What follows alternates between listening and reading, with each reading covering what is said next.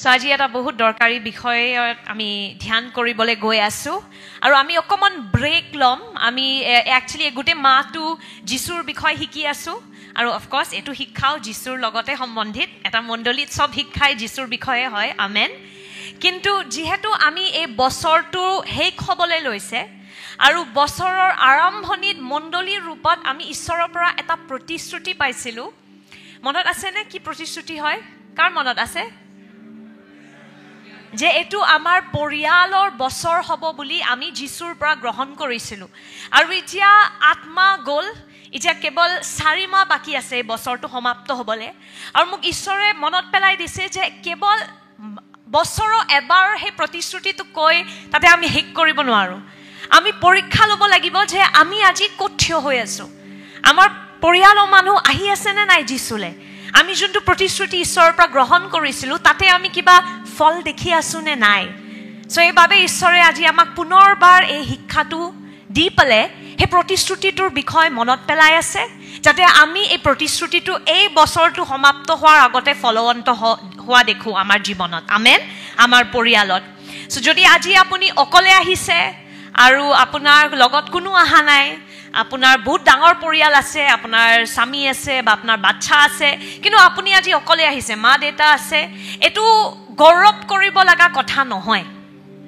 আমি সদায় কওঁ যে মই নিজৰ পৰিয়ালৰ একমাত্ৰ বিশ্বাসী আৰু আমি হেতু কৈ পেলে বহুত গৌৰৱ কৰো I am the only believer কিন্তু হেতু ভাল কথা নহয় কাৰণ যেতিয়া আপোনাৰ জীৱনত সঁচাকৈ যিশুৰ মহিমাটো থাকে নিশ্চয় লাহে লাহে হলেও আপোনাৰ পৰিয়াল এটলিষ্ট বাচ্চাৰ খোজ বেবি স্টেপস তো দিবই লাগিব আমেন আৰু আহিবই লাগিব আমেন সো আজি নিৰাশ নহব কিন্তু আশা লৈ পেলে শিক্ষাটো গ্ৰহণ কৰক যদি অকলে আহিছেও আশা লৈ পেলে এই শিক্ষাটো গ্ৰহণ কৰক যাতে যেতিয়া আপুনি নেক্সট এতিয়া আজি ঘৰ ঘূৰি যাব আপুনি এটা নতুন উদ্দেশ্য লৈ পেলে যাব যে মই নিজে পৰিত্ৰাণ পাই পেলে শুই থাকিব নোৱাৰো মোৰ এতিয়াও যুদ্ধ বাকি আছে এতিয়াও মোৰ কাৰ্য বাকি আছে আমেন বা শুই আছে দেখোন আজি আমেন Yes, অসমীয়া মণ্ডলী এনেকে হলে নহব অসমে আপোনাৰ ওপৰত আশা কৰি আছে এতিয়াও লাখ লাখ মানুহে যিশুক নাজানে আমেন দি পেলে নহব আপুনি জ্বলি নাথাকে যদি তেতিয়া যিশুৰ প্ৰেমটো আপোনাৰ দ্বাৰা মানুহে কেনেকে গ্ৰহণ কৰিব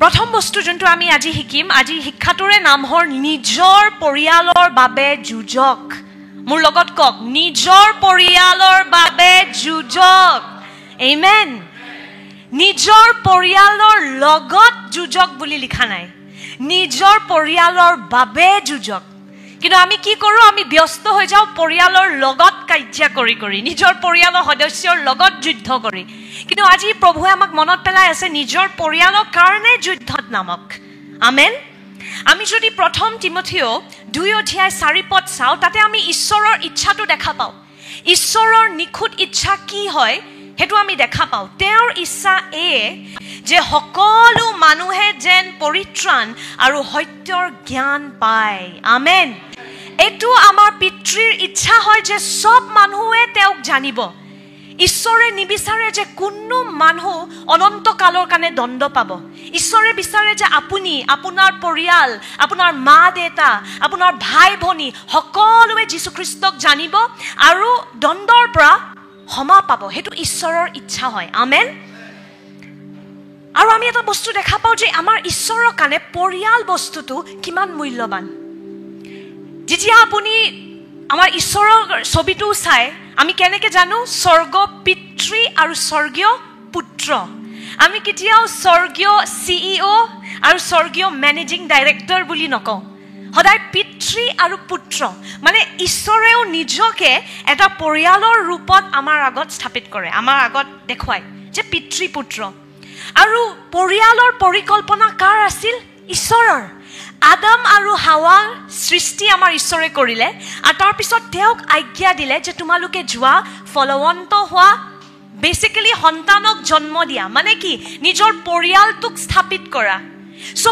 পৰিয়াল বস্তুটো আমাৰ হৃদয়ৰ ঈশ্বৰৰ হৃদয়ৰ বহুত ওচৰত ঈশ্বৰে পৰিয়ালক বহুত প্ৰেম কৰে আমি ক'ব পাৰো যে আমাৰ ঈশ্বৰ এজন ফ্যামিলি ম্যান হয় তেওঁ পৰিয়াল ভাঙাটো বহুত বেয়া পায় হেকাৰণে মালাখিত লিখা আছে যে ঈশ্বৰে ডিভোৰ্স হোৱাটো বহুত বেয়া পায় যেতিয়া পৰিয়াল এটা ভাঙে হেতু ঈশ্বৰৰ ইচ্ছা কেতিয়াও নহয় ঈশ্বৰে সদায় বিচাৰে যে এটা পৰিয়ালৰ যোগেদি মানুহে ঈশ্বৰৰ প্ৰেমটো দেখা পাওক, ঈশ্বৰৰ অনুগ্ৰহটো অনুভৱ কৰক এটা পৰিয়ালৰ যোগেদি। চ' ঈশ্বৰে বিচাৰে যে পৰিয়াল একতাত থাকক, অনুগ্ৰহত থাকক। আমেন।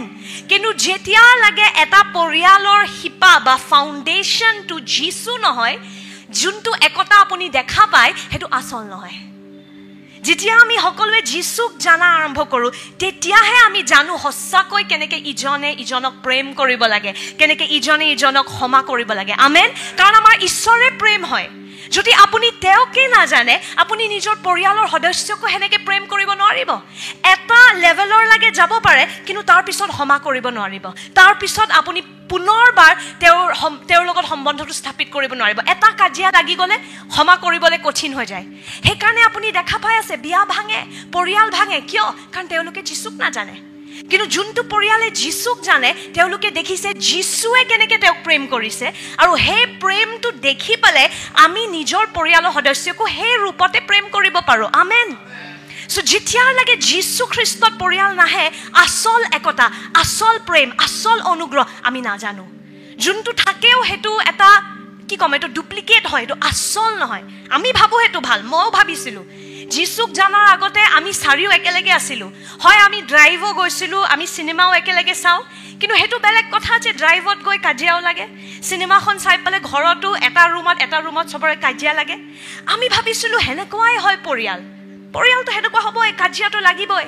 কিন্তু এতিয়া যীশুত যেতিয়া আমি চাৰিও আছোঁ, আমি কেনেকৈ এতিয়া ঈশ্বৰৰ উদ্দেশ্য লৈ পেলাই কাম কৰিছোঁ, এনেকুৱাও যে পৰিয়াল হ'ব পাৰে সেইটো মই জানাই নাছিলোঁ। এনেকৈ যে আমি ইজনে ইজনক প্ৰেম কৰিব পাৰোঁ, অনুগ্ৰহ দেখুৱাব পাৰোঁ, ক্ষমা কৰিব পাৰোঁ, সেইটো যীশুক নেজানা লাগে কোনো পৰিয়ালে কৰিব নোৱাৰে। আৰু যোনটো আমি ভাল বুলি ভাবিও আছোঁ, সেইটো উত্তম লেভেলৰ ভাল নহয়। আমেন। চ' সেইকাৰণে ঈশ্বৰৰ কাৰণে পৰিয়াল বস্তুটো বহুত দৰকাৰী। পৰিয়াল ভাঙাটো ঈশ্বৰে নিবিচাৰে। ঈশ্বৰে বিচাৰে যে সকলো পৰিয়ালে তেওঁক জানে। সেইকাৰণে মণ্ডলীৰ ৰূপত আমাৰ এই বছৰৰ প্ৰতিশ্ৰুতি আছিলে গীতমালা 22 অধ্যায় 27 পদ। আহক আমি সকলোৱে চাম। পৃথিৱীৰ শেষ সীমাত থকা লোকসকলেও জিহুৱাক সোঁৱৰণ কৰি উলটি আহিব। আন জাতিবোৰৰ সকলো ফৈদে তেওঁক প্ৰণিপাত কৰিব। কিন্তু ইংৰাজীটোত লিখা আছে যে গোটেই জগতৰ পৰিয়ালবোৰে তেওঁক জানিব বুলি লিখা আছে। অসমীয়া বাইবেলটোত পৰিয়াল শব্দটো ব্যৱহাৰ কৰা নাই, কিন্তু ইংৰাজী বাইবেলত লিখা আছে যে গোটেই জগতৰ পৰিয়ালে আমাৰ যীশু খ্ৰীষ্টক, আমাৰ ঈশ্বৰক সোঁৱৰণ কৰিব বুলি লিখা আছে। আমেন। আমি যেতিয়া যাত্ৰা পুস্তক 12 অধ্যায় 3 পদ চাওঁ, যাত্ৰা পুস্তক আমি অলপ দিন আগতেহে পঢ়িছিলোঁ। যীশু ঈশ্বৰৰ মেৰ, সেই শিক্ষাটো মনত আছেনে? কেনেকৈ তেওঁ আমাৰ স্থান ল'লে আৰু আমি যোনটো বলিদান দিব লাগে সেইটো যীশুৱে দিলে। কেনেকৈ সেই নিষ্ঠাৰ পৰ্বৰ মেৰটোৰ নিচিনা যীশুখ্ৰীষ্টই নিজৰ বলিদান দিলে। আৰু যেতিয়া ঈশ্বৰে যীশুৰ তেজটো এটা বিশ্বাসীৰ ওপৰত দেখে, সেই মেৰটোৰ তেজটোৰ নিচিনা আমি দণ্ডৰ পৰা ক্ষমা পাওঁ, আমি দণ্ডৰ পৰা বাচি যাওঁ। কিন্তু আপোনাৰ যদি মনত আছে, যাত্ৰা পুস্তক 12 অধ্যায়ত সেই মেৰটোৰ বলি পৰিয়ালৰ কাৰণে দিয়া গৈছিল। এটা এটা পৰিয়ালে যাতে সুৰক্ষিত হয় দণ্ডৰ পৰা, এইবাবে মেৰবোৰৰ বলি দিয়া গৈছিল। সেইকাৰণে ঘৰৰ দুৱাৰমুখত তেজটো লগাব দিছিল যাতে গোটেই পৰিয়ালটো বাচি যায়। আমেন। চ' আপুনি যেতিয়া যাত্ৰা পুস্তক 12 অধ্যায় 3 পদ পঢ়ে, তাতে লিখা আছে, তোমালোক সমবেত হোৱা। আহক আমি সকলোৱে পঢ়িম। 1, 2, 3। তোমালোক সমবেত হোৱা আৰু ইজৰাইলী লোকসকলক কোৱা, এই মাহৰ 10ম দিনা তেওঁলোকে প্ৰত্যেকে নিজৰ বাবে এটাকৈ মেৰ ছাগ পোৱালি বা ছাগলী পোৱালি ল'ব। প্ৰত্যেক পৰিয়ালে এইদৰে পৰিয়ালবৰ্গৰ বাবে এটা মেৰ ছাগ পোৱালি ল'ব। দেখিছেনে কোনে ল'ব? পৰিয়ালে। পৰিয়ালৰ ৰূপত চবে বলি দিব যাতে পৰিয়ালবোৰ বাচি যায়। চ' নিষ্ঠাৰ পৰ্বৰ যোনটো মেৰ আছিল, যোনটো বলি আছিল, সেইটো এজন এজন ব্যক্তিৰ কাৰণে নাছিল, পৰিয়ালৰ কাৰণে আছিল। কাৰণ ঈশ্বৰৰ হৃদয় হয় যে পৰিয়াল বাচে। ঈশ্বৰৰ এইটো পৰিকল্পনা হয় যে পৰিয়াল কৰি কৰি কৰি কৰি গোটেই জগতখন বাচি যায়। এটা মানুহৰ পৰা গোটেই পৰিয়াল, এটা মানুহৰ পৰা গোটেই বংশ, আৰু সেনেকৈ চাই চাই চাই চব মানুহবোৰে তেওঁৰ প্ৰেমটো জানিব। আমেন। আমি নিজৰ জীৱনতে এইটো দেখিছোঁ। 12 বছৰ মই, এল্ডাৰ মনিকা, আমি বহুত যুদ্ধত থিয় হৈছোঁ আমাৰ পৰিয়ালৰ কাৰণে। আৰু মই আপোনাক ক'বলৈ বিচাৰিছোঁ যোনজন ঈশ্বৰে প্ৰতিশ্ৰুতি দিয়ে তেওঁ বিশ্বাসী হয় আমেন সেইখিনি সময়ত আমাৰ লাগিছিলে হ'বনে মই আপোনাক ক'ব বিচাৰোঁ আমাৰ পৰিয়ালটো আগতে এনেকুৱা আছিল এতিয়া দেখিলে লাগে ৱাও মা দেউতা সববোৰ যীশুৰ সেৱা কৰি আছে দুজনী জীয়েক আৰু হাজবেণ্ডবোৰেও ঈশ্বৰৰ সেৱা কৰে কিমান ধুনীয়া পৰিয়াল কিন্তু মই ক'ব বিচাৰিছোঁ আগতে মই যেতিয়া বেলেগ মানুহৰ পৰিয়ালবোৰ দেখোঁ মোৰ হৃদয়ত এইটো আছিল যে কোনোবাই মোক তেওঁৰ লগত লৈ যাব নেকি মই যেতিয়া দেখোঁ এজন হাজবেণ্ড ৱাইফে ফূৰ্তিত থাকে আনন্দত থাকে মোৰ মন নাযায় নিজৰ ঘৰলৈ ঘূৰি যাবলৈ মোৰ মন যায় আণ্টি আংকলে মোক নিজৰ লগত লৈ যাব নেকি কাৰণ আমাৰ ঘৰত বহুত অশান্তি আমাৰ ঘৰত বহুত কাজিয়া চ' আমাৰ ঘৰটোতো সলনি নহয় আংকল আণ্টিৰ লগত যদি মই যাব পাৰোঁ মই গুচি যাম মানে কিন্তু আজি মই ক'বলৈ বিচাৰিছোঁ ঈশ্বৰৰ ইমানখিনি ক্ষমতা আছে যে সবচে ভঙা পৰিয়ালটোকো নতুন কৰি দিব পাৰে কিন্তু এটাই বস্তু কৰিব লাগিব যীশুৰ লগত কিন্তু লাগি থাকিব লাগিব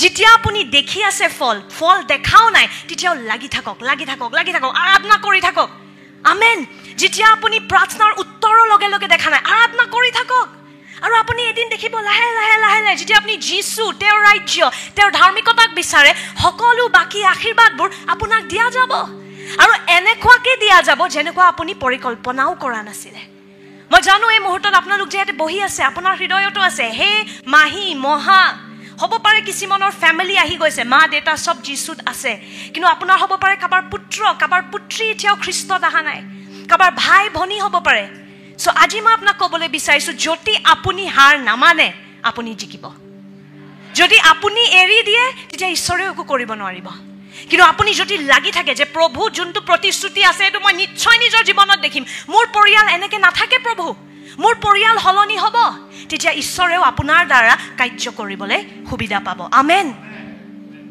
পৰিয়ালটো ঈশ্বৰৰ কাৰণে কিমানে দৰকাৰ আপুনি প্ৰথম তিমথিও 3:5 দেখে কিয়নো এজন লোকে যদি নিজৰ ঘৰৰ লোক সকলোকে শাসন কৰিব নোৱাৰে তেনেহলে তেওঁ কেনেকৈ ঈশ্বৰৰ মণ্ডলীৰ তত্ত্বাৱধান কৰিব ইয়াতে কি লিখা আছে যদি নিজৰ পৰিয়াল সম্ভালিব নোৱাৰে ঈশ্বৰৰ ঘৰ কেনেকৈ সম্ভালিব যদি নিজৰ ঘৰ চাব নোৱাৰে নিজৰ পৰিয়ালৰ সদস্যক আপুনি ঢুকি পাব পৰা নাই ঈশ্বৰৰ প্ৰেমেৰে আপুনি নিজৰ চাৰ্চত কি সেৱা কৰিব পাৰিব মানে মণ্ডলীত যাতে ঈশ্বৰে আপোনাক বিশ্বাস কৰিব পাৰে প্ৰথম আপুনি নিজৰ ঘৰত কিন্তু বিশ্বাসী হ'ব লাগিব আপুনি যদি নিজৰ ঘৰতে যীশুৰ প্ৰেম কাৰো লগত সমভাগ কৰা নাই ক'ত ঈশ্বৰে আপোনাক নিজৰ ঘৰটো লৈ পেলাই বিশ্বাস কৰিব পাৰিব তাতেই গম পায় যে এজন বিশ্বাসীৰ প্ৰথম মিনিষ্ট্ৰী হ'ল নিজৰ ঘৰ আমেন যদি মই ইয়াতে আহি পেলাই বহুত ডাঙৰ ভাষা দি থাকোঁ বহুত ডাঙৰ ভাষণ দি থাকোঁ বহুত প্ৰচাৰ কৰোঁ কিন্তু মই অৰ্ধাংগিনীৰ ৰূপত পাষ্টাৰ নবৰুণে জানে মই ঠগ বহুত বজ্জাত ৰুমৰ ভিতৰত মোৰ মা দেউতাই যদি জানে বৰ যিচু কৰে কিন্তু ঘৰত কেনেকুৱা অভদ্ৰ আমি জানো তেতিয়া আজি ইহঁতি কোনো ইয়াতে বহি নাথাকিলেহেঁতেন চ' মিনিষ্ট্ৰীটো কিহেৰে আৰম্ভ হয় ঘৰত যদি আপুনি ঈশ্বৰৰ ৰাজ্যত প্ৰভু মোকো চাৰ্চত কিবা কাম দিয়া না প্ৰভু ময়ো পাষ্টাৰ বনিম ময়ো ডিকন বনিম এল্ডাৰ বনিম প্ৰথম নিজৰ ঘৰত সেৱা কৰিব শিকক নিজৰ ঘৰটোৱে যদি ভালকৈ চম্ভালিব পৰা নাই বাক্যত লিখা আছে কেনেকৈ মণ্ডলী লৈ আপোনাক বিশ্বাস কৰিব ঈশ্বৰে এইটো ঈশ্বৰৰ ঘৰ হয় নিজৰ জগতৰ ঘৰটো যদি আপোনাৰ কেলোমেলো হৈ আছে আপুনি সেই একে কেলোমেলোটো ঈশ্বৰৰ ঘৰতো লৈ আনিব সেইকাৰণে তাতেই গম পায় যে এটা ঘৰ ঈশ্বৰৰ কাৰণে কিমান দৰকাৰী তাতে ঈশ্বৰে পৰীক্ষা লয় আপুনি নিজৰ ঘৰটো যদি ধুনীয়াকৈ চম্ভালে আপুনি বেলেগ বস্তু চম্ভালিব পাৰিব যদি নিজৰ পৰিয়ালতে কাকো যীশুৰ কথা কোৱাই নাই কোনো নাজানে চাওক মানুহে গ্ৰহণ কৰে নে নকৰে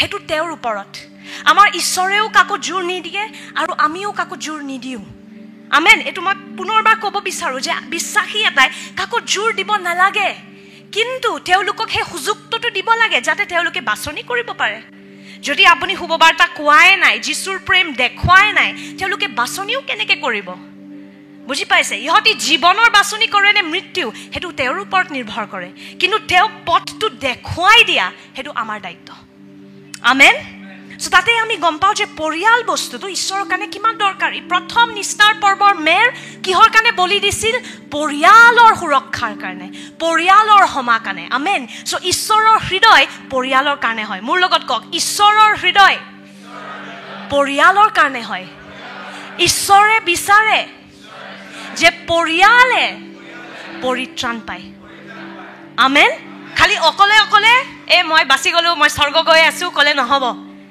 কাৰণ ঈশ্বৰৰ ইচ্ছা হ'ল যে সকলো মানুহে পৰিত্ৰাণ পাওক। ঈশ্বৰে বিচাৰে যে সব মানুহে তেওঁৰ প্ৰেমটো গ্ৰহণ কৰক। আমেন। আৰু এই বস্তুটো কিন্তু আমাৰ মণ্ডলীত আমি এইটো বছৰ দেখিছোঁ। এনেকুৱা কঠিন মা দেউতা আছিল, মই নকওঁ নামবোৰ, যোনে যোৱা বছৰ আমাক ফোন কৰি গালিও পাৰিছে যে তহঁতি মোৰ বাচ্চাক নষ্ট কৰি পেলালি। আৰু আজি এইটো বছৰ সেই একে মানুহবোৰে আঁঠুকাৰি যীশুৰ সেৱা কৰি আছে। আমেন। চ' যদি আপোনালোকে প্ৰতিশ্ৰুতিটো বান্ধি ৰাখে তেতিয়া আপুনি নিশ্চয় ফল দেখিব। আৰু যদি আপুনি ভাবে না ইয়ে মেৰে লিয়ে নেই হে, এইটো মোৰ কাৰণে নহয়, তেতিয়া ঈশ্বৰে বিচাৰিও একো কৰিব নোৱাৰে। কাৰণ ঈশ্বৰে এই পৃথিৱীখনত আপোনাৰ দ্বাৰাই কাম কৰিব পাৰে। আপুনিয়ে যদি ঈশ্বৰক কোঅপাৰেট নকৰে, ঈশ্বৰক সহায় নকৰে, ঈশ্বৰে একো কৰিব নোৱাৰে, বিচাৰি পালেও আপোনাৰ পৰিয়ালত। আমেন।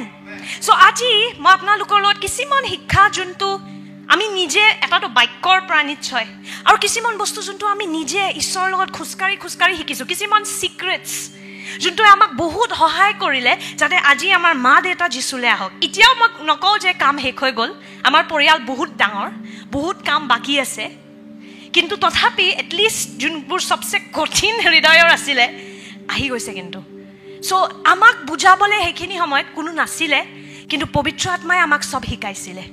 কিন্তু আজি যিহেতু আমি মানে কি ক'ম, ৰাস্তাৰ ইপাৰে আছোঁ, মই বিচাৰোঁ যে আমি এইখিনি শিক্ষা কেৱল নিজৰ লগত নাৰাখোঁ, আপোনাৰ লগতো সমভাগ কৰোঁ, যাতে আপোনালোকে, আমি য'ত 12 বছৰ লাগিল আপুনি এবছৰতে তাতে গৈ পাব।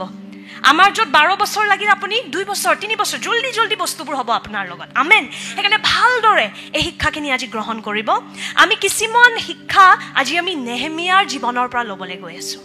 নেহেমিয়াৰ জীৱনৰ পৰা আমি চাম কেনেকৈ এটা দৰ্শন এটা যেতিয়া আমি পাওঁ, কেনেকৈ সেই দৰ্শনটোক ফলৱন্ত হোৱা দেখিম। সকলোৱে এটা দৰ্শন পাইছে যে পৰিয়ালে পৰিত্ৰাণ পাব আছে চবৰে। আচ্ছা, কিছুমান মানুহ ইয়াতে ইমান ধুনীয়াকৈ চিজিলকৈ বহি আছে, গোটেই পৰিয়াল আপোনাৰ যীশুৰ সেৱাত আছেনে? গোটেই পৰিয়ালে জিহুৱাক জানেনে? তেতিয়া আপুনি ইমান আৰামত বহিব নোৱাৰে। হৃদয়ত যেতিয়া লাগে সেই অশান্তিটো নহয়, সেই অশান্তিটো এটা লেভেলত ভাল যে কিয় অহা নাই। যদি বেছি জিৰণি লৈ লয় যে মই বাচি গ'লোঁ, একো নহ'ব। অকণমান আজি মই প্ৰাৰ্থনা কৰোঁ ঈশ্বৰে আপোনাৰ হৃদয়খন হিলাব। কিছুমান বেছি আৰামত আহি গৈছে যে মই অকলেই চাৰ্চত আহোঁ, মা গৈছোঁ দেই, মা দেউতা এতিয়াও যীশুৰ প্ৰেম নাজানে, আপুনি সেইটোত ফূৰ্তি পায়, সেইটো নহ'ব। আমেন। চ' আজি আমি নেহেমিয়াৰ জীৱনৰ পৰা শিকিম কেনেকৈ এটা দৰ্শন যেতিয়া আমি পাওঁ, সেই দৰ্শনটো কেনেকৈ আমি ফলৱন্ত হোৱা দেখিম। যেতিয়া শত্ৰু আমাৰ বিৰুদ্ধে আহিব দেই, যেতিয়া এটা প্ৰতিশ্ৰুতি ধৰি লৈ যীশুৰ পৰা নাভাবিব এই চব বস্তু মাখনৰ নিচিনাকৈ একদম স্মুথ হ'ব, নহয়। শত্ৰু আহিব, বহুত মানুহে বিৰুদ্ধেও ক'ব, আপোনাৰ নিজৰ মাত আহিব যে একো নহ'ব নেকি, মোৰ পৰিয়াল, মোৰ বাচ্চাবোৰ কেতিয়াও যীশুলৈ নাহিব। আপুনি দেখি থাকিব ন, আপুনি প্ৰাৰ্থনা কৰি আছে, সিহঁতি আৰু উৎপাত কৰি আছে, এনেকুৱা মাত আহিব যে একো নহ'ব চাগে, একো নহ'ব। কিন্তু নেহেমিয়াৰ জীৱনৰ পৰা আমি শিকিব পাৰোঁ কেনেকৈ হাৰ মানিব নালাগে। আৰু যদি হাৰ নামানে আপুনি জিকি যাব। হাৰ মানি গ'লে হাৰি গ'ল, যেতিয়ালৈকে হাৰ নামানে আপুনি জিকিবই। আমেন। চ' প্ৰথম বস্তু যোনটো আমি নেহেমিয়াৰ জীৱনৰ পৰা চাব পাৰোঁ, যদি আপুনি নিজৰ পৰিয়ালক কিমানে বিচাৰে পৰিত্ৰাণ পোৱা পৰিয়ালৰ, কিমানৰ এতিয়া পৰিয়ালৰ সদস্য আছে যোনে যীশুক নাজানে, হয়নে? আপোনাৰ বাচ্চা আছে, আপোনাৰ ভাই ভনী আছে যোনে যীশুখ্ৰীষ্টক নাজানে। চ' নেহেমিয়াৰ জীৱনৰ পৰা আমি প্ৰথম শিক্ষা যোনটো পাম সেইটো হ'ল পৰিয়ালৰ কাৰণে ঈশ্বৰৰ হৃদয়খন কেচ কৰক। মানে ঈশ্বৰে পৰিয়ালক কিমান প্ৰেম কৰে প্ৰথম আপুনি সেইটো বুজিব লাগিব। যদি ইচ্ছাই নাই যে পৰিয়ালে পৰিত্ৰাণ পাব লাগে, তেতিয়া আপুনি কেতিয়াও ফলে নেদেখে। চ' প্ৰথম সেই ইচ্ছাটো, সেই ঈশ্বৰৰ হৃদয়খন কেচ কৰিব লাগিব। আমেন। নেহেমিয়াৰ কাহিনীটো যোনে যোনে নাজানে আমি অকণমান বুজাই দিম। নেহেমিয়া ইজৰাইলী আছিল, ইহুদী আছিল, কিন্তু সি পাৰ্জিয়াৰ ৰজাৰ সি কাম কৰিছিল, তাৰ চাকৰি আছিল, তাৰ চৰকাৰী চাকৰি বুলি ক'ব পাৰে একফালে। চ' নেহেমিয়া ধুনীয়া গভৰ্ণমেণ্ট জবত আছিল, পাৰ্জিয়ান গভৰ্ণমেণ্টৰ তলত সি কাপ বেৰাৰ আছিল, মানে ৰজাৰ কাপটো দ্ৰাক্ষৰস খাবলৈ যোনটো গিলাচ থাকে সেইটো নেহেমিয়াই ধৰে, সেইটো তাৰ কাৰ্য আছিল। সেইটো মানে সেই দিনত এতিয়া শুনিলে লাগে কি কাম এইটো, কিন্তু সেই দিনত এইটো বহুত সন্মানৰ কাম আছিল, এইটো চৰকাৰী কাম আছিল। যেনেকৈ আজি আমাৰ IAS, আমি যিমান ডাঙৰ, নেহেমিয়া সেইটো লেভেলত আছিলে। চ' সি নিজে বহুত আৰামত আছিলে, কিন্তু তেতিয়া সি খবৰ পায়, এজন ব্যক্তি আহে আৰু তেওঁক খবৰ দিয়ে যে ইহুদী মানুহবোৰৰ অৱস্থা বহুত বেয়া। জেৰুচালেমখন য'ত ইজৰাইলৰ মানুহ আছিল, তাতে বেবিলনিয়ান, আপুনি ইমান বুজিব নালাগে, কিন্তু শত্ৰু আহি পেলাই মুঠতে আক্ৰমণ কৰি গোটেই জেৰুচালেমটো ভাঙি দিলে আৰু ইহুদী মানুহবোৰক নিজৰ দাস বনাই লৈ গৈছিল। তাৰপিছত ঈশ্বৰে ৰজাৰ হৃদয়খন সলনি কৰি ইহুদী মানুহবোৰক আজ্ঞা দিলে যে ঠিক আছে, তহঁতি নিজৰ জেৰুচালেমলৈ ঘূৰি যা। যেতিয়া তেওঁলোক ঘূৰি আহিলে জেৰুচালেম গোটেই ধ্বংস হৈ আছিল আৰু ৱালো নাছিল, মানে শত্ৰু আৰামছে আকৌ সোমাব পাৰে। আৰু জেৰুচালেমৰ মানুহবোৰৰ অৱস্থা বহুত বেয়া আছিল, কিয় যুদ্ধৰ পৰা ইহঁতিৰ অৱস্থা বেয়া হৈ গৈছিল। এই কথাটো শুনি পালে, এইটো আপুনি নেহেমিয়া 1 অধ্যায়ত আজি ঘৰত গৈ পঢ়িব পাৰে, এই ঘটনাটো শুনি পালে নেহেমিয়াৰ হৃদয়খন এনেকুৱাকৈ ভাঙিলে যে সি বহুত দিন কান্দি কান্দি প্ৰাৰ্থনা কৰিলে, লঘোণত থাকিলে নিজৰ মানুহৰ কাৰণে। আৰু তাৰ পৰা আৰম্ভ হ'ল তাৰ এই যাত্ৰাটো। চাওক, যেতিয়ালৈকে আপোনাৰ হৃদয়খন নিজৰ পৰিয়ালৰ কাৰণে নাভাঙে নহয়, ঈশ্বৰে আপোনাক বিশ্বাস কৰিব নোৱাৰে। আপোনাৰ হৃদয়খন তেওঁৰ প্ৰতি প্ৰেমেৰে ভৰি থাকিব লাগিব। আমি এতিয়া একফালে চাব গ'লে আমি নেহেমিয়াৰ নিচিনা বঢ়িয়া জেগাত আছোঁ। আমি নিজে যীশুক জানো, আমি জানো ঈশ্বৰে আমাক প্ৰেম কৰে, আমি পৰিত্ৰাণ পালোঁ, আজি মৰি গ'লেও আমাৰ একো চিন্তা নাই, কাৰণ আমি ডাইৰেক্ট পিতৃক লগ পাম। কিন্তু বাকীবোৰৰ কি হ'ব? আপুনি আজি খবৰ পাই আছে আপোনাৰ মানুহবোৰৰ অৱস্থা বেয়া, তেওঁলোকে এতিয়াও ঈশ্বৰক বিচাৰি আছে, জীৱিত ঈশ্বৰক বিচাৰি আছে। আপুনি যদি ভাবে নাই মইতো ঠিকে আছোঁ না, মোৰতো একো নহয় না, মই বাচি গৈছোঁ, সেইটো হৃদয় লৈ পেলাই যদি আপুনি থাকে, ঈশ্বৰে আপোনাৰ সহায় কৰিব নোৱাৰে। নেহেমিয়াৰ নিচিনা আমাৰ হৃদয়খন ভাঙিব লাগিব আমাৰ পৰিয়ালৰ কাৰণে। মই আপোনাক বুজাব নোৱাৰোঁ কিমান দিন বছৰ মই আৰু মোৰ বাইদেৱে ৰুমত বহি বহি কান্দি কান্দি কান্দি কান্দি মোৰ মা দেউতাৰ কাৰণে প্ৰাৰ্থনা কৰোঁ। এইবোৰ বস্তু তেওঁলোকে নাজানে, কিন্তু আহিব লাগে। সেই প্ৰেমটো, সেই অলৌকিক প্ৰেমটো আমাৰ হৃদয়ত ভৰি গ'ল, য'ত আমি আমাৰ মা দেউতাৰ কাৰণে, ইহঁতি বহুত অত্যাচাৰ কৰিছিলে। মা বাৰু ইমান নহয়, মা সোনকালে আহি গৈছিল। মায়ে ভাবিছে মই ইমান অত্যাচাৰ কেতিয়া কৰিলোঁ, পাহৰি যাওঁ আমি, হয়নে কথাখিনি যীচুক গ্ৰহণ কৰাৰ আগতে যি কৰিছিলোঁ আমি। মোৰো মনত নাই মোৰ জীৱন যীচুক গ্ৰহণ কৰাৰ আগতে কেনেকুৱা আছিল, কাৰণ আমাৰ আচল জীৱন যীচুক গ্ৰহণ কৰাৰ পাছতহে আৰম্ভ হয়। চ' মোৰ মনত আছে যে মায়ে আগতে আমাক বেছি এক্সট্ৰিম বুলি ভাবিছিলে, মানে যে বেছি যীচু হৈ আছে। ময়ো খ্ৰীষ্টান, মায়ে কৈছিলে, কিন্তু ইমান নহয়, মই চব বস্তুকে মানো, ভাল পাওঁ মই যীচুক, কিন্তু ইমান তহঁতিৰ নিচিনা এক্সট্ৰিম নহয়। সেইটো মাৰ প্ৰব্লেম আছিল, আৰু মোৰ দেউতাৰ বহুত বেলেগ প্ৰব্লেম আছিলে, সেইটো আপোনালোক জানে। কিন্তু আমাৰ হৃদয়খন তাতে প্ৰথম প্ৰেমেৰে ভৰিব লগা হ'ল। আমাৰ শৰীৰে কৈ আছে বাদ দে দুটাক, ইহঁতি একো বুজি নাপায়, ইহঁতিক যি কৰে কৰক। কিন্তু আমাৰ আত্মাই কৈ আছিল যে নাই, যেনেকৈ আমি যোগ্য নহওঁতে আমাক যীশুৱে প্ৰেম কৰিলে, আমিও তেওঁলোকক সেনেকৈ প্ৰেম কৰিব লাগিব। আপুনি যেতিয়া পাপী আছিল, ধুনীয়াকৈ যীশুৰ প্ৰেমটো আপুনি লৈ লৈছে, এতিয়া বেলেগক সেই প্ৰেমটো কেনেকৈ নেদেখাব? যেতিয়া আমি লেতেৰা আছিলোঁ, পাপত আছিলোঁ, তেতিয়া যীশুৱে আমাক গ্ৰহণ কৰিলে। আমি সেই একে অনুগ্ৰহটো, সেই একে মৰমটো আমাৰ ওচৰ চুবুৰীয়াক দেখাব নালাগেনে? আমেন।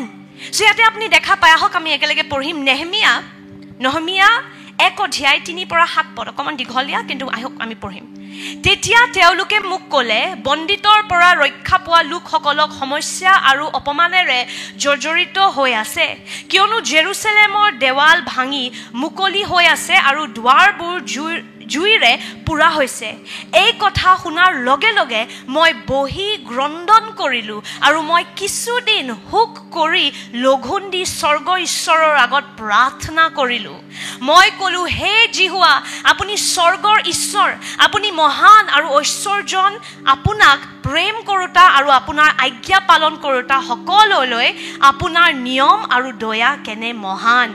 আপোনাৰ দাস ইজৰাইলী লোকসকলৰ অৰ্থে মই আপোনাৰ আগত দিনে ৰাতিয়ে কৰা প্ৰাৰ্থনা শুনক আৰু মোলৈ দৃষ্টি কৰক। আমি আপোনাৰ বিৰুদ্ধে যি পাপ কৰিলোঁ, এনেকৈ মই আৰু মোৰ পিতৃ পৰিয়ালেও যি পাপ কৰিলে, তাৰ বাবে মই ইজৰাইলী লোকসকলৰ হৈ পাপ স্বীকাৰ কৰিছোঁ। আমি আপোনাৰ বিৰুদ্ধে বহুতো পাপ কৰ্ম কৰিলোঁ, আৰু আপুনি আপোনাৰ দাস মুচিক দিয়া আজ্ঞা বিধি আৰু শাসন প্ৰণালীবোৰ পালন নকৰিলোঁ। তাৰপিছত নেহেমিয়াই কয় 11 পদত, হে জিহুৱা, বিনয় কৰোঁ, আপোনাৰ এই দাসৰ প্ৰাৰ্থনা শুনক, আৰু যিসকলে আপোনাৰ নাম গৌৰৱান্বিত কৰি আনন্দিত হয় তেওঁলোকৰ প্ৰাৰ্থনা শুনক। বিনয় কৰি আজি আপোনাৰ এই দাসকৃত কাৰ্য হ'বলৈ দিয়ক, আৰু এই ব্যক্তিৰ সাক্ষাতে তেওঁক অনুগ্ৰহ দান কৰক। মই ৰজাৰ পাণ পাত্ৰ ধৰোতা ৰূপে সেৱা কৰিছিলোঁ। বুজি পালে? নেহেমিয়াই কি কৰে? নিজৰ পৰিয়াল, নিজৰ ইজৰাইলৰ মানুহ কাৰণে সি কান্দি কান্দি প্ৰাৰ্থনা কৰে।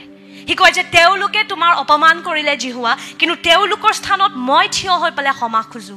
মোৰ পৰিয়াল, মোৰ জাতিৰ মানুহবোৰক তুমি ক্ষমা কৰা।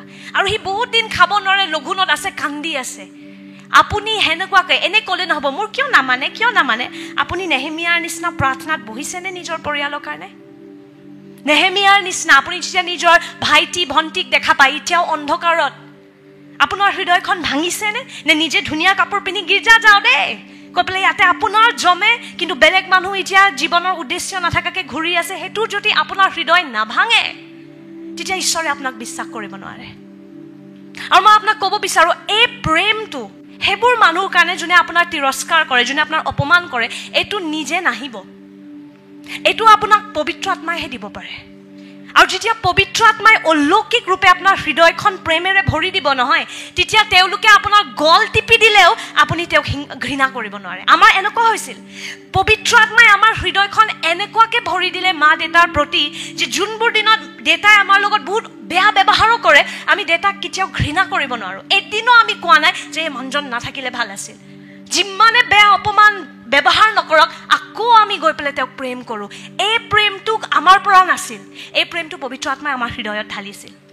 মোৰ মনত আছে যে আমি যেতিয়া জাষ্ট আৰম্ভ কৰিছিলোঁ আৰু যীচুলৈ আহিছোঁ, মা দেউতাৰ কাৰণে প্ৰাৰ্থনা কৰোঁ। এল্ডাৰ মনিকাই, তেখেত মোৰ স্পিৰিচুৱেল মেণ্টৰ আছিল, আৰু এতিয়াও মই তেওঁৰ পৰা বহুত বস্তুৱে শিকোঁ। চ' তেওঁ এদিন আমি প্ৰাৰ্থনা কৰি থাকোঁতে তেওঁ মোক কৈছে, মই যীচুক কৈছোঁ যে মা দেউতাক যেতিয়া মই প্ৰাৰ্থনা কৰোঁ যাতে ইহঁতিৰ মুখবোৰ বাচ্ছাৰ নিচিনা হৈ যাওক, মই সেইটো প্ৰাৰ্থনা কৰোঁ। যে যেতিয়া মই দেউতাক দেখা পাওঁ, মই এজন খঙাল মদাহী দেখা নাপাম, যাতে মই এটা বাচ্ছাক দেখা পাম। সেইটো এল্ডাৰ মনিকাই প্ৰাৰ্থনা কৰিছিল, আৰু সঁচাকৈ সেইটোৱে হ'ল। যেতিয়া আমাৰ মা দেউতাই বিশেষকৈ ইমান কিবা কিবি চলি আছিল, আমি লগে লগে দেউতাক এটা বাচ্ছাৰ ৰূপত দেখা পোৱা আৰম্ভ কৰিলোঁ। আৰু এটা বাচ্ছাই যিমানে অভদ্ৰমী কৰক, যিমানে বদমাচি কৰক, আপুনি তেওঁক কেতিয়াও সেনেকুৱা ৰূপত ঘৃণা কৰিব নোৱাৰে, হয়নে? যে তোক মই দণ্ড দিওঁতে মৰি যা, সেইটো কেতিয়াও নহয়। বাচ্ছা হ'লে হৃদয়খন তেওঁৰ প্ৰতি প্ৰেমেৰে ভৰি যায়। আমেন। চ' এইটো প্ৰেম অলৌকিক প্ৰেম হয়, যোনটো আপুনি ঈশ্বৰৰ পৰা খুজিব পাৰে। যদি আপুনি আজি ইয়াতে বহি আছে, আপোনাৰ গোটেই পৰিয়াল বংশ আছে যোনে যীচুক গ্ৰহণ নকৰে, আৰু আপুনি বিন্দাছ ইয়াতে বহি আছে, আপোনাৰ হৃদয়খন ভাঙিব লাগিব। যেতিয়ালৈকে আপোনাৰ হৃদয়খন আপোনাৰ পৰিয়ালৰ কাৰণে নাভাঙে, ঈশ্বৰে আপোনাৰ যোগেদি একো কৰিব নোৱাৰে। সেই নেহেমিয়াৰ সেই ওজনটো সেই বুজি পাইছে ন, সেই বুজাটো সেইটো ল'ব লাগিব। আৰু সেইটো কেনেকৈ ল'ব? খোজক, পবিত্ৰ আত্মা খোজক। যে পবিত্ৰ আত্মা, মই কেনেকৈ ইমান কেজুৱেল, কিয় মোৰ একো বেয়া নালাগে যে মোৰ মা দেউতা যীচুলে নাই, ইহঁতি যে নৰকত গৈ আছে, মোৰ কিয় বেয়া নালাগে? পবিত্ৰ আত্মা, মোৰ হৃদয়খন সলনি কৰা। তেওঁক সলনি কৰাৰ আগতে প্ৰথম আপুনি সলনি হ'ব লাগিব। আপোনাৰ যে প্ৰেম নাই মা দেউতাৰ প্ৰতি, সেইকাৰণে ঈশ্বৰে কাম কৰিব পৰা নাই। চ' মা দেউতা সলনি হোৱাৰ আগতে, বাচ্ছা সলনি হোৱাৰ আগতে প্ৰথম আপোনালোকৰ হৃদয় সলনি হ'ব লাগিব। আমেন। সেইকাৰণে পবিত্ৰ আত্মাক আজি আমি প্ৰাৰ্থনা কৰিম যে পবিত্ৰ আত্মা, মোৰ হৃদয়খন প্ৰেমেৰে ভৰি দিয়া। কলচীয়া 1:8 আমি দেখোঁ, আৰু পবিত্ৰ আত্মাৰ গুণত আপোনালোকৰ যি প্ৰেম আছে তাক তেখেতে আমাৰ আগত প্ৰকাশ কৰিলে। পৌলুসে কৈ আছিল যে পবিত্ৰ আত্মাই যোনটো প্ৰেম তোমাক তোমাৰ ওচৰ চুবুৰীয়াৰ কাৰণে দিছে, সেইটোৰ বিষয়ে আমি গম পাইছোঁ। মানে কি? পবিত্ৰ আত্মাই প্ৰেম দিয়ে। পবিত্ৰ আত্মাই প্ৰেম দিয়ে। এটা একদম মই বহুত চেলফিছ মানুহ আছিলোঁ, একদম স্বাৰ্থপৰ মানুহ আছিলোঁ। মই নিজে আগবাঢ়ি গ'লে মোৰ কোনো ফৰক নপৰে বেলেগ মানুহ আছেনে নাই। আজি যে মই পাষ্টাৰ বনি আপোনালোকৰ সুখ দুখতো থিয় হ'ব পাৰিছোঁ, মোক যে মেটাৰ কৰে, এইটো হৃদয় পবিত্ৰ আত্মাই দিয়া হৃদয়। এইটো সোনিয়াৰ হৃদয় নহয়, মোৰতো একো নাছিলে। মই নিজৰ আগবাঢ়ি ল'ম, মোৰ আপুনি কি কৰে, জীয়াই থাকে মৰে, মোৰ একো ফৰক নপৰে। কিন্তু নতুন হৃদয় এটা মোক পবিত্ৰ আত্মাই দি দিলে। মানে এইটো সম্ভৱ হয় যদি আপুনি পবিত্ৰ আত্মাক খোজে, যে পবিত্ৰ আত্মা মোক হৃদয় দিয়া, প্ৰেমেৰে ভৰা হৃদয় দিয়া। মই নেহেমিয়াৰ নিচিনা হ'ব বিচাৰিছোঁ, মোৰ হৃদয়খন সলনি কৰা, সেই কঠোৰ পাথৰৰ হৃদয়খন ওলাই দিয়া, আৰু তোমাৰ প্ৰেমেৰে ভৰা হৃদয়খন মোক দিয়া। খোজক আজি। আপোনাৰ যদি পৰিয়াল হয় আজি আহিলেতেন আমাৰ জাগা নাথাকিলেতেন ইয়াতে বহিবলৈ আধা গুৱাহাটী আধা অসম সলনি হৈ গ'লেতেন প্ৰেমেৰে কিন্তু হোৱা নাই কাৰণ আপোনাৰ কোনো ফৰক নপৰে যে আপোনাৰ ভাই ভনী আপোনাৰ মা দেউতা যিচুত নাই সো আৰম্ভণি তাতে হ'ব লাগিব নেহেমিয়াৰ নিচিনা হৃদয়খন প্ৰথম ভাঙিব লাগিব ঈশ্বৰৰ হৃদয়খন কেচ কৰিব লাগিব আৰু হেতুনো সময় ল'ব লাগিব ঈশ্বৰৰ লগত বহিব লাগিব শৰ্টকাট নাই এটোৰ লগত আমেন আপুনি গৈ পেলাই প্ৰাৰ্থনাত বহক যে ঈশ্বৰ মই এনেকৈ হ'ব নিবিচাৰোঁ মই বিচাৰোঁ মোৰ হৃদয়খন নম্ৰ কৰা মোক সেই ওজনটো দিয়া তুমি কেনেকৈ কান্দা যীশুৱে যেতিয়া জেৰুচালেমৰ কাৰণে প্ৰাৰ্থনা কৰিছিল কান্দিছিল মইতো ভাবোঁ চিঞৰি চিঞৰি কান্দিছিল চাগে আমি ভাবোঁ জেৰুচালেমক বচাবা আই ডোণ্ট থিংক যীশুৱে এনেকৈ প্ৰাৰ্থনা কৰিছিল যেতিয়া আপুনি কাৰোবাক মৰাৰ ফালে দেখি আছে তেওঁ মৰিব গৈ আছে আপুনি কেনেকৈ কান্দে হে ভেকে নাকান্দে মই বিশ্বাস কৰোঁ যীশুৱে জেৰুচালেমৰ কাৰণে সেনেকৈ কান্দিছিলে তে আমাৰ সেই হৃদয়টো প্ৰথম হ'ব লাগিব কিয় আহিব মানুহ যীশুলে যদি বিশ্বাসীৰে প্ৰেম নাই এনে এটা মণ্ডলীত আহিবলৈ চাৰ্চত আহিবলৈ চানডে একো লাভ নাই যদি যীশুৰ প্ৰেম আমাৰ হৃদয়ত নাই জগত নাহে কেতিয়াও আপোনাৰ পৰিয়ালো নাহে চ' প্ৰথম আমি সলনি হ'ব লাগিব কওক মই সলনি হ'ম মোৰ হৃদয় সলনি হ'ব কওক পবিত্ৰ আত্মা মোৰ হৃদয় সলনি কৰা মোৰ হৃদয়ত প্ৰেম দিয়া আমেন